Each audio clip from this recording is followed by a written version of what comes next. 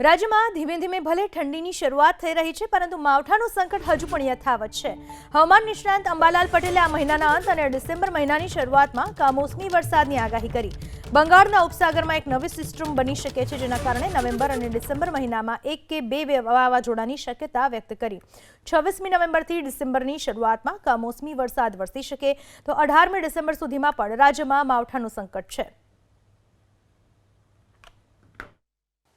ડિસેમ્બરમાં અને નવેમ્બરમાં એક કે બે વાવાઝોડા કદાચ બની શકે, જેમાં એક ડીપ ડિપ્રેશન પણ બની શકવાની શક્યતા રહે છે. જેની અસર તળે ગુજરાતના હવામાનમાં પલટો આવવાની શક્યતા રહે છે. એટલે આ માસના અંત ભાગમાં તારીખ 26થી ડિસેમ્બરની શરૂઆત સુધીમાં વાદળવાયુ આવવાની શક્યતા રહે અને ક્યાંક માવઠા જેવું થઈ જવાની શક્યતા રહે છે. જોકે માવઠાની શક્યતા ડિસેમ્બરમાં વધારે છે. 26 ડિસેમ્બરમાં પણ હવામાનમાં પલટો આવવાની શક્યતા રહે છે અને ડિસેમ્બરની શરૂઆતમાં કે ડિસેમ્બરના 18 ડિસેમ્બર સુધીમાં ગુજરાતમાં માવઠું થવાની શક્યતા ગણી શકાય.